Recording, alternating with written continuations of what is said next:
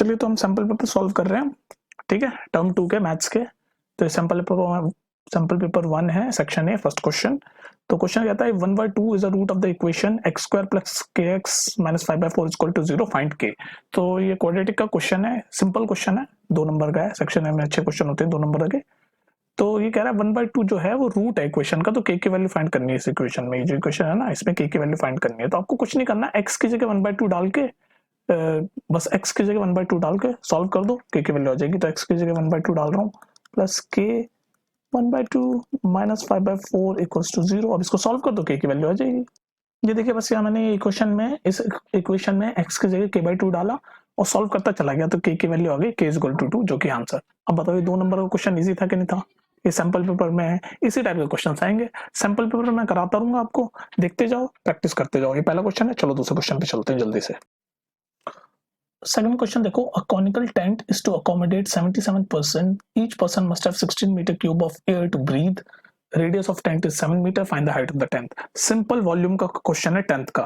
Tent का जो volume होता है, दूसरे कलर से करता हूँ जल्दी से, शॉर्ट्स में कंप्लीट करने की कोशिश करते हैं। टेंट के वॉल्यूम का फॉर्मूला होता है 1/3 πr²h। तो 77% है और इतनी एयर है, तो वॉल्यूम इक्वल कर दो 77 इंटू 16, पर पर्सन 16 है तो 77 इंटू 16। बस अब वैल्यू पुट करो 1/3, पाई की वैल्यू 20/7, रेडियस दे रखा है, ये देखो radius of a tent 7 metre, तो r² यानी 7 इंटू 7, और h हमें फाइंड करना है। अब बताओ इस इक्वेशन में से तुम h नहीं फाइंड कर सकते?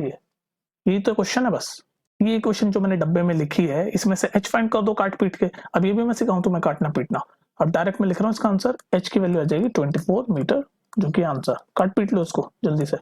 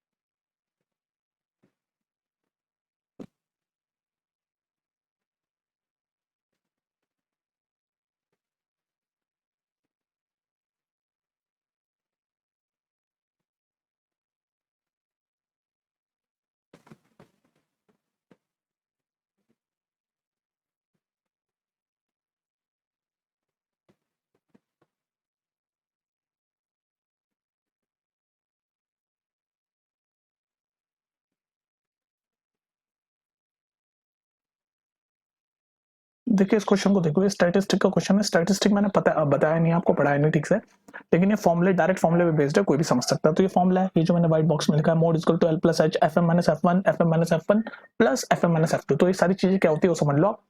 तो ये देखो, ये जो येलो में दे रखा है हमें, यही है।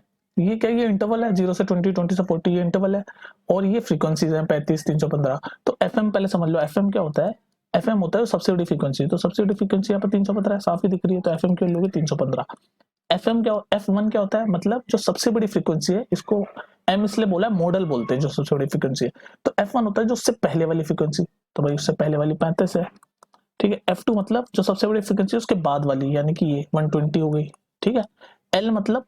L मतलब जो मॉडल फ्रीक्वेंसी है, यानी ये जो FM है उसका जो छोटा वाला इंटरवल है, 20 से 40 है ना, तो छोटा वाला 20 है, तो L की वैल्यू 20 हो गई। और H की वैल्यू क्या हो गई? H मतलब जितने जितने के इंटरवल चल रहे हैं, मतलब सारे पार्ट में। तो 0, 20, 20, 40, तो 20 के इंटरवल चल रहे हैं। सारी चीजों की वैल्यू पता चल गई, वैल्यू पुट करो, आंसर निकालो। चलिए इस क्वेश्चन को देखो, if y is equal to -2 and y is equal to 3 are roots of the equation। एक इक्वेशन दे रखी है और बोल रखा है कि y is equal to -2 और 3 रूट है।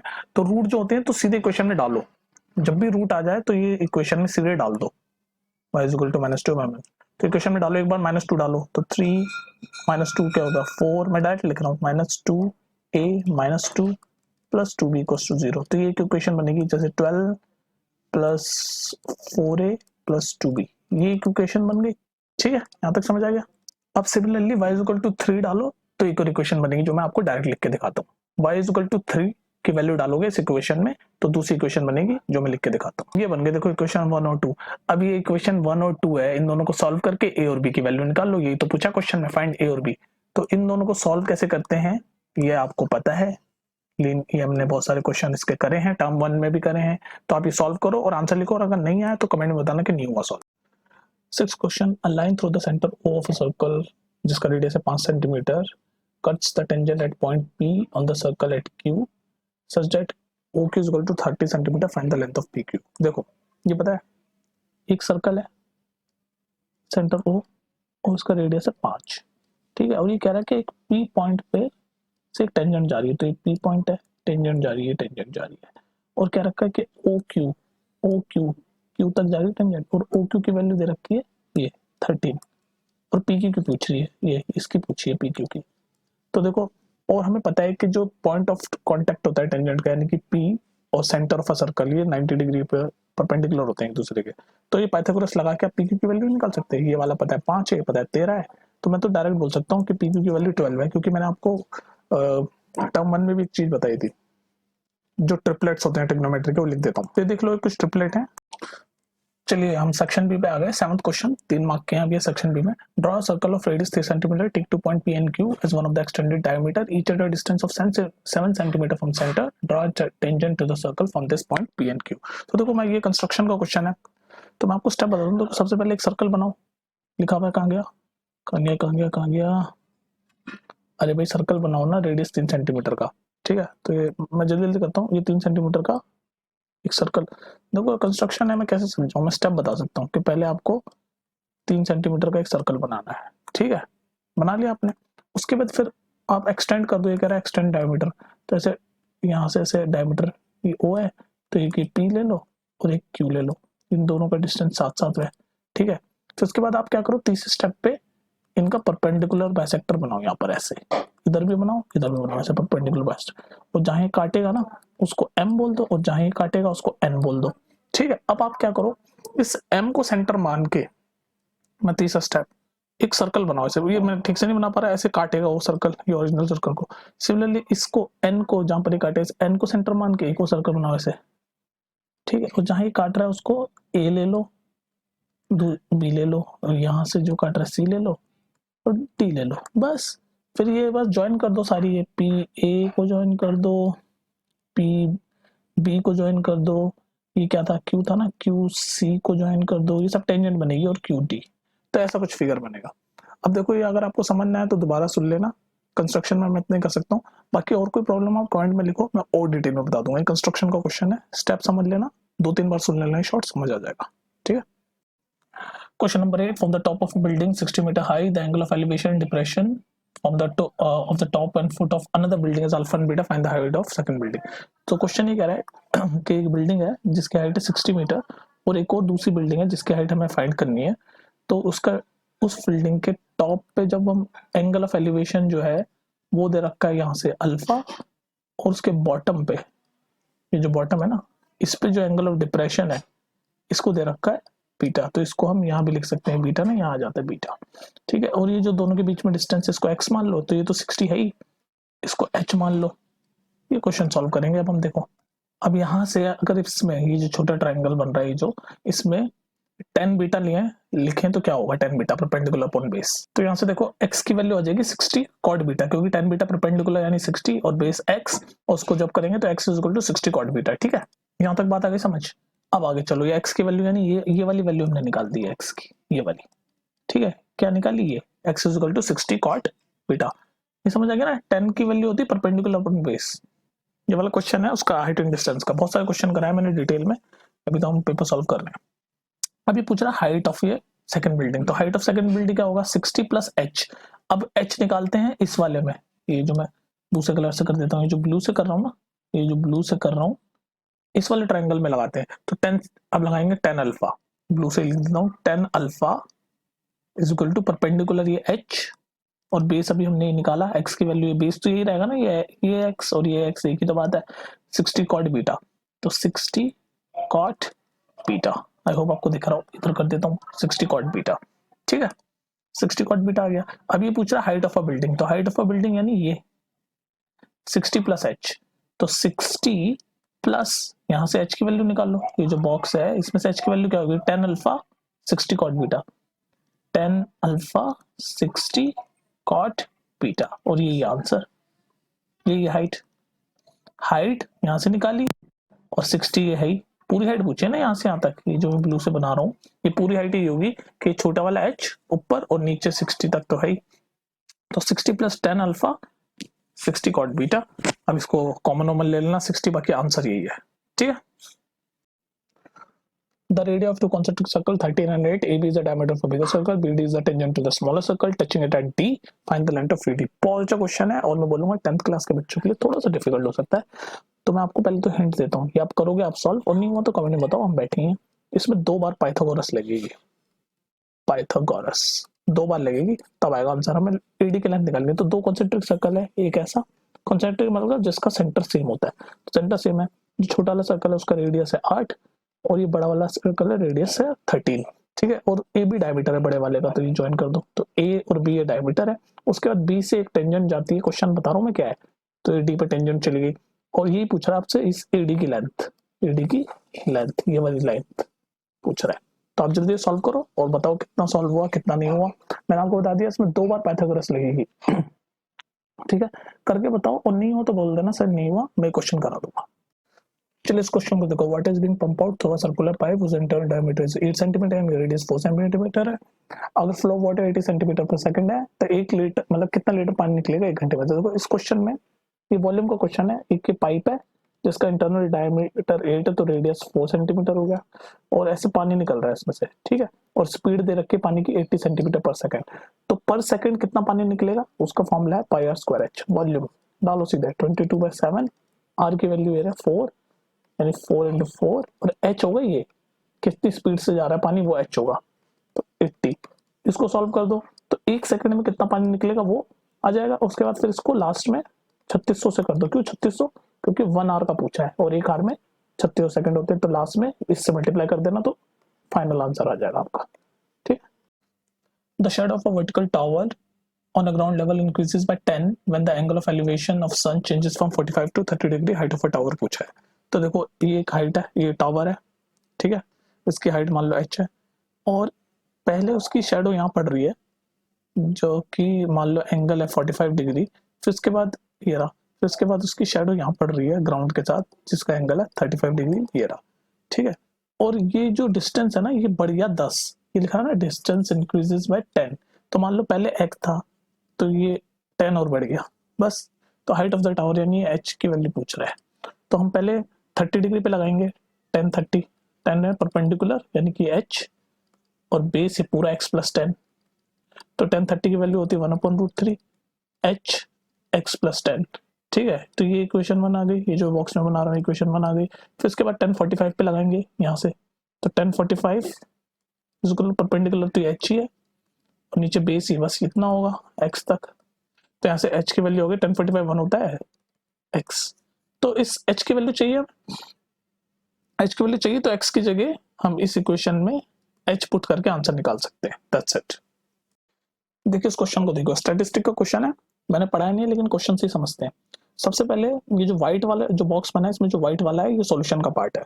तो देखो सबसे पहले क्या दे रखा है, इसमें दे रखा है कि आपका अज्यूम्ड एक मीन है जो कि 50 है, ठीक है। उसके बाद इंटरवल चल रहे हैं 20 40 60 और ये फ्रीक्वेंसी दे रखी है। तो एक्स आई निकालेंगे, एक्स आई मतलब इंटरवल का मिड वैल्यू, यानी 0 और 20 के बीच की मिड वैल्यू क्या होती है 10। ऐसे इन सबको देख लो करके, ठीक है।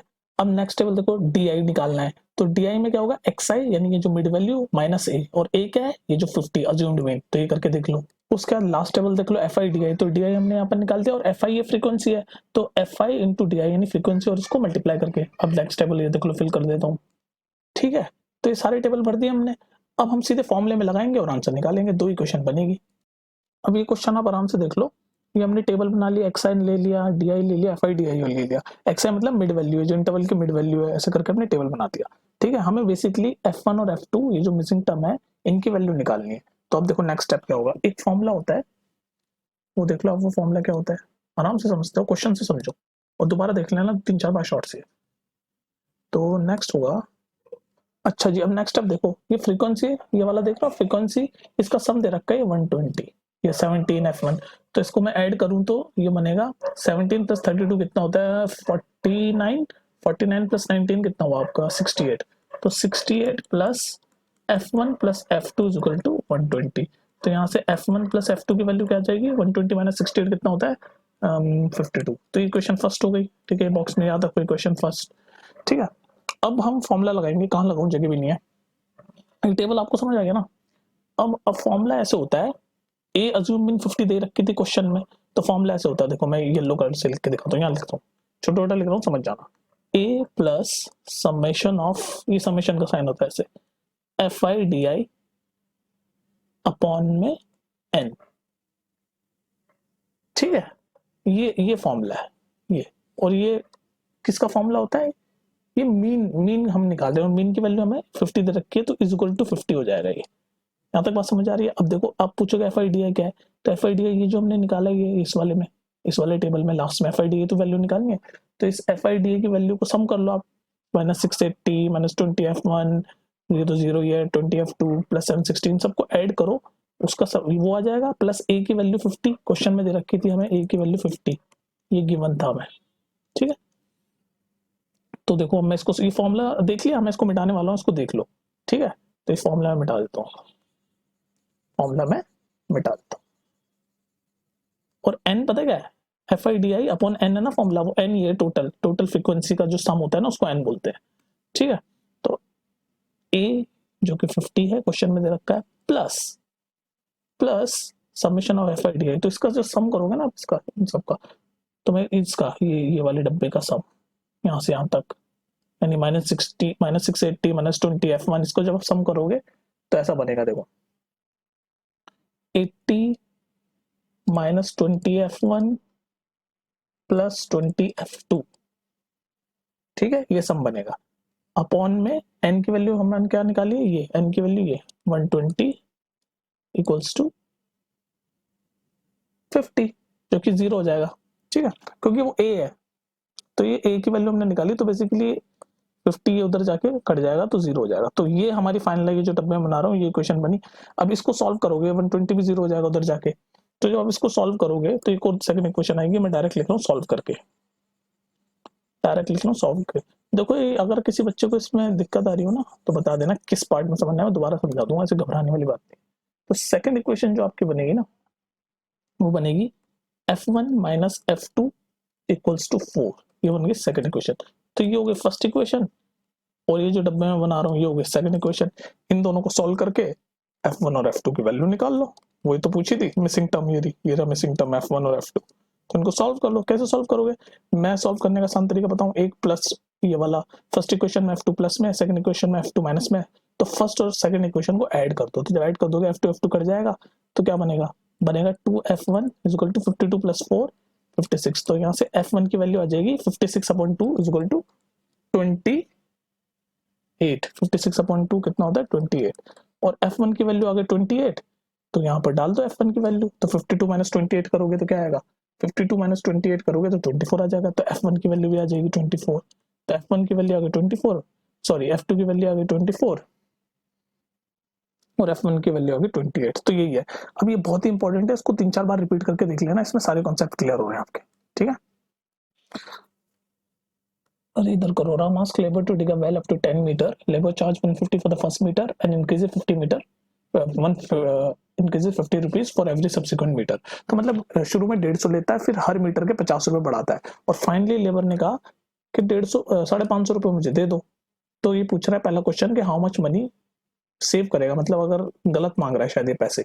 तो हम, ये एपी का क्वेश्चन है, तो हमें हमारी एपी ऐसे बनेगी, फर्स्ट टर्म 150 है, उसके बाद 50 रुपए बढ़ा देगा 200, ऐसे चलता रहेगा 10 तक। तो टीएन की वैल्यू हमें बेसिकली निकालनी है, टीएन की वैल्यू। तो ए हमारा ये होगा 150 प्लस एन, यानी 10 मीटर है तो हर, है ना 10 मीटर तो हर 10 पे चलेगा, तो टी एन माइनस 1 यानी 9, और डी 50 क्योंकि 50 बढ़ रहा है 50। तो इसको सॉल्व करो, इसको सॉल्व करोगे 600, यानी 600 रुपये हमें देने होंगे, लेकिन वो मांग रहा है 550 रुपये, यानी 50 रुपीज सेव कर लेगा राम विल सेव 50 रुपीज, जो कि आंसर। चलो देखिए, ये 13 क्वेश्चन का सेकंड पार्ट है, ठीक है। सेक्शन 3 में केस बेस्ड क्वेश्चन आते हैं, उसका सेकंड पार्ट है, तो कंटिन्यू में देखना। तो इसमें पूछ रहा है सेकंड पार्ट में, find the AP of the sequence and the 6 term. तो एपी पूछ रहा है, मतलब एपी का सीक्वेंस पूछ रहा है और 6 टर्म पूछ रहा है। तो देखो उसका वैल्यू कैसे निकालेंगे हम। तो बेसिकली T6 की वैल्यू हमें निकालनी है, तो हमें फॉर्मूला पता है Tn का, a plus n minus 1 D. AP का क्वेश्चन था ये, तो T6 की वैल्यू निकालनी है। a मैंने प्रीवियस क्वेश्चन में बताया, एपी चल रही है 150 200 250 ऐसे चल रही है, तो a हो गया 150। 6 टर्म निकालनी है, तो n की वैल्यू हो गई 6, n माइनस 1 5, और d की वैल्यू 50 का डिफरेंस हो रहा है तो 50। तो 50 into 5 250, 250 is equal to 150 plus 150 is equal to 400, जो कि 6 टर्म है कि T6 है, तो ये इसका आंसर। चलिए भाई इस क्वेश्चन को देखिए, स्टैटिस्टिक का क्वेश्चन है। ये फॉर्मूला है जो व्हाइट डब्बे में लिखा है, इस फॉर्मूले में क्या क्या है समझ लो क्वेश्चन से डायरेक्ट, और 2-3 बार शॉर्ट्स देख लेना, समझ आ जाएगा। देखो सबसे पहले L, तो L क्या होता है इसमें आपका, देखो L आपका होता है lower limit of median class. L होता है lower limit of median class. तो इसमें मीडियन कितना है, first second third fourth fifth sixth है, तो मीडियन में बीच वाला होगा, तो लो ये बीच वाला होगा मीडियन। तो लोअर लिमिट इसकी कितनी 20, तो L की वैल्यू होगी 20। N कितने, N क्या होता है, N मतलब टोटल नंबर ऑफ ऑब्जर्वेशन, यानी ये जो शॉर्ट नंबर है इनका सम, तो इनका ये पूरे का सम जो होगा वो, तो जो कि है 15। उसका C क्या होता है, कॉम्यूटेटिव फ्रीक्वेंसी मीडियन से पहले, तो मीडियन में बीच वाला 16, उससे पहले जितने हैं उनका सम, तो 14 प्लस 10 24, ठीक है। F मैंने बताया, F यानी कि मीडियन फ्रीक्वेंसी यानी कि 16। H क्या होता है, H मतलब कितने लेवल, कितना मतलब इंटरवल चल रहा है 0 से 10 10 से 20, तो 10 का इंटरवल चल रहा है 10। ये सारी चीज हमें पता है, आंसर में डालो, मतलब फॉर्मूले में डालो और आंसर निकालो। चलिए इस क्वेश्चन को देखो, ये कंटिन्यूएशन है और लास्ट क्वेश्चन है सैंपल 1 का, सैंपल पेपर 1 का। मीन डिस्ट्रीब्यूशन दे रखा है 20.6 और मोड डिस्ट्रीब्यूशन पूछा है। तो फॉर्मूला मोड डिस्ट्रीब्यूशन का होता है 3 into median minus 2 into mean. तो मीन तो दे रखा है 20.6, मीडियन हमने प्रीवियस, ये तो सेकंड पार्ट है ना 14 का, फर्स्ट पार्ट में हमने मीडियन भी निकाल लिया। तो जो, इसलिए मैं कहता हूँ सीक्वेंस में देखो सारे क्वेश्चन। तो जो मीडियन आया था, ये मीडियन हमने फर्स्ट पार्ट में निकाला था, उसकी वैल्यू आई थी 30.6, तो कर दो 3 into 30.6, और मीन की वैल्यू तो क्वेश्चन में दे रखी है 2 into 20.6। इसको सॉल्व करो, आंसर आएगा 50.6, जो कि है ये आपका मोड डिस्ट्रीब्यूशन, ठीक है। तो इसी के साथ आपका सैंपल पेपर 1 पूरा खत्म होता है, और मैं आपको रिकमेंड करूंगा कि आप पूरे प्लेलिस्ट में जाओ, मैंने प्लेलिस्ट अच्छे से बना रखी है, उसमें पूरे सैंपल पेपर में सॉल्व कर रहा हूँ क्वेश्चन बाय क्वेश्चन। तो ये 14 क्वेश्चन जो है वो करें। अब हम कल सैंपल पेपर 2 करेंगे, रोज करता हूँ मैं सैंपल पेपर 1 सैंपल पेपर 2, बहुत सारे कराऊंगा, ठीक है। चलो फिर बाय।